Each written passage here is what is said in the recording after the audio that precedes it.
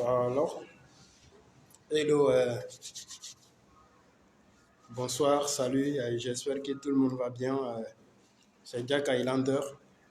Alors, ce soir, chers amis, vous qui me suivez déjà, voilà, je vais vous raconter une petite histoire, mais qui est très importante en fait.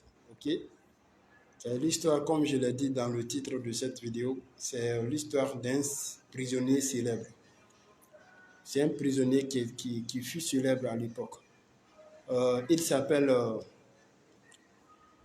Monsieur. Le nom est un peu en anglais, hein, donc si vous ne comprenez pas trop la prononciation, ce n'est pas un souci. Mais c'est un prisonnier célèbre de l'époque de l'Occident, d'accord? Le prisonnier, comment est-ce qu'il est devenu célèbre? Je vais vous raconter l'histoire. Mais lorsque je décide de raconter cette histoire, cher ami, l'histoire du prisonnier célèbre, alors c'est pour vous permettre, au fait, de comprendre la leçon qui se cache derrière l'histoire, la leçon qui est derrière, à la fin de cette histoire. Cette leçon-là concerne tout le monde. Chacun d'entre nous se reconnaît dans cette histoire que je vais vous raconter, celle de l'un des célèbres prisonniers de l'Occident. Voici le prisonnier. Il est tellement célèbre qu'on l'invite partout à travers le monde. Comment il est devenu célèbre? Lorsqu'on le met dans une prison, le prisonnier parvient à s'échapper de la prison. À chaque fois qu'on emprisonne le monsieur, il parvient à s'échapper, c'est-à-dire à sortir de la prison. Voici en Angleterre qu'ils ont construit une prison très sophistiquée. Je vais être bref dans mon histoire, d'accord? Ils ont construit en Angleterre une prison très sophistiquée, chers amis. Et puis, lorsque la prison est finie d'être construite, on a fait appel aux prisonniers. D'accord? On l'a invité. On dit, cher ami prisonnier, comme vous parvenez toujours à vous échapper de la prison, nous avons construit une prison ici, qui, pour nous, est la dernière génération. Elle est vraiment équipée de tous les équipements nécessaires pour vous empêcher quiconque d'y sortir lorsque tu es enfermé dedans. Et on a fait appel au prisonnier. D'accord? Lorsqu'on a fait appel au prisonnier, il est venu, il avait été heureux, joyeux, sympa de prendre acte de cette invitation. Il est venu pour défier les Anglais concernant la nouvelle prison qui a été construite. C'est-à-dire quoi? Lui, son slogan, il n'y a aucune prison à l'époque qui pouvait le contenir. Peu importe le genre de prison, il s'en sort. Et lorsque les Anglais l'ont invité, il est venu avec ses vêtements. On ne lui a rien pris. Il est venu avec ses vêtements et on l'a mis en prison. Qu'est-ce qui se passe, chers amis? Figurez-vous que le prisonnier célèbre, comment est-ce qu'il faisait? Sa procédure à l'époque, pour s'échapper d'une prison, il avait des matériels pour démonter la serrure, c'est-à-dire abîmer la serrure de la porte. C'était son secret au fait. Il parvenait toujours avec le matériel qu'il a dans ses poches. Il abîmait la serrure de la prison. En tout cas, il s'échappait de cette manière-là, à l'insu de tout le monde. Et les Anglais l'ont mis dans la nouvelle prison sans rien pris. Donc le prisonnier a eu le temps de rentrer avec ses vêtements, avec ses matériels à lui. D'accord? Et on l'a mis en prison. Il a commencé maintenant à opérer comme il avait l'habitude de le faire. D'accord? Il s'en est pris à la serrure de la prison, de la nouvelle prison sophistiquée dans laquelle les Anglais l'ont mis. C'est-à-dire, c'était un défi pour lui. S'il parvenait à y sortir, il allait automatiquement recevoir une récompense. C'est comme si c'était un challenge pour le prisonnier célèbre de parvenir à relever ce défi-là. Et lorsqu'ils l'ont mis en prison, dans la nouvelle prison, il a commencé à chercher à abîmer la serrure de la prison. Figurez-vous que le prisonnier n'a pas pu.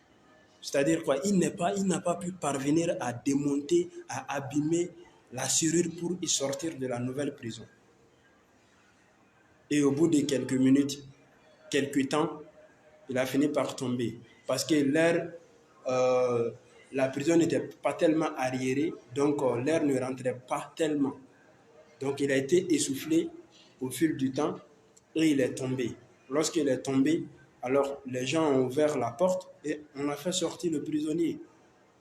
Le célèbre prisonnier qui avait l'habitude de s'échapper de toutes les prisons, cette fois-ci, on l'a mis dans une prison très sophistiquée et on lui a demandé de sortir. Il n'a pas pu. Il a abîmé en vain la serrure de cette nouvelle prison. Il n'a pas pu, cher ami, jusqu'à ce qu'il est tombé dans la prison parce qu'il était complètement essoufflé. On l'a fait sortir. C'est-à-dire quoi? Comprenez ce qui s'est passé. Cette nouvelle prison dans laquelle on l'avait mis et qu'il n'a pas pu s'en sortir, figurez-vous que la porte n'était pas verrouillée même. Cher ami, voici la leçon qui se cache derrière. On a mis le célèbre prisonnier qui avait l'habitude de s'échapper de la prison. Il a pu s'échapper dans presque toutes les prisons où il a été emprisonné à travers le déverrouillage ou le fait d'abîmer, de démonter la serrure pour sortir. Mais dans cette nouvelle prison, le prisonnier n'a pas pu s'en sortir. Dans sa tête, la porte était verrouillée. Donc il a tenté de déverrouiller en vain, il n'a pas pu. Et dans cette nouvelle prison, il n'a pas pu déverrouiller la serrure jusqu'à ce qu'elle est tombée par manque d'air. Et on l'a fait sortir. Quand on l'a fait sortir, on lui a dit quoi? Cher ami, cher très célèbre prisonnier, vous venez d'échouer à un challenge, à un défi. La prison dans laquelle on t'avait mis n'était même pas verrouillée. Donc tu pouvais ouvrir gentiment, facilement la porte et sortir. Sauf que c'est dans sa tête que la prison était verrouillée. Cher ami, c'est dans sa tête, dans la tête du prisonnier, la porte était verrouillée. Pour vous dire que dans la vie, il faut souvent déverrouiller dans votre tête certaines situations. C'est dans votre esprit que ça se passe. Si vous pensez que la situation est verrouillée, alors c'est verrouillé pour vous. Mais si vous pensez que ce n'est pas verrouillé, c'est également le cas. Donc, le prisonnier ne s'était jamais imaginé qu'on pouvait le mettre dans une prison et laisser la porte sans verrouiller. Il a tenté en vain, il pouvait ouvrir facilement, mais sauf que c'est lui dans sa tête, il est venu avec la porte verrouillée, avec l'idée de verrouillage. Donc c'était fermé déjà ici dans son esprit. La leçon c'est quoi? C'est que beaucoup d'entre nous, dans notre tête, on est verrouillé dans l'esprit, on est verrouillé dans la pensée. On verrouille beaucoup de situations à partir de notre réflexion, pendant que la situation elle-même n'est pas verrouillée. Il est facile de débloquer des situations, de régler certaines affaires, certaines situations. Chers amis, à partir de cette histoire, je pense que vous allez maintenant commencer à déverrouiller les situations dans votre esprit d'abord. D'accord? Parce que tant que c'est verrouillé ici, vous n'allez jamais trouver la solution. Parce que vous allez voir tout en système fermé. Alors que tout n'est pas fermé, chaque situation a sa manière d'opérer, en fait. D'accord?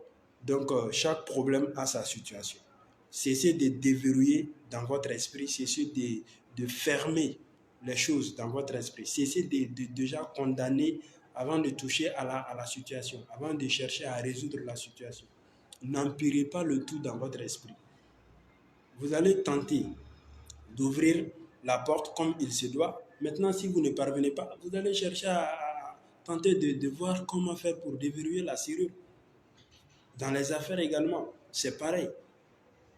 Au lieu de penser que c'est déjà verrouillé et s'en prendre à déverrouiller, à abîmer la serrure, sans même chercher à ouvrir la porte, le prisonnier pouvait facilement voir d'abord si la porte était verrouillée ou pas, avant de chercher à démonter la serrure. Mais non, il ne l'a pas fait. D'accord? Il s'est en est pris directement à abîmer d'abord la serrure. parce qu'il a déjà verrouillé la porte dans son esprit. Voici le problème de plusieurs personnes, surtout face à des situations. Ok? Peu importe la gravité ou bien la dimension de la situation auquel vous faites face. Cherchez d'abord à solutionner la situation telle qu'elle se doit. Et lorsque vous ne parvenez pas maintenant, vous allez chercher des solutions. Mais ne compliquez pas, ne rendez pas complexe la situation d'abord dans la tête sans même pourtant toucher à la résolution des problèmes. C'est important, cher ami. Donc, votre esprit est tout.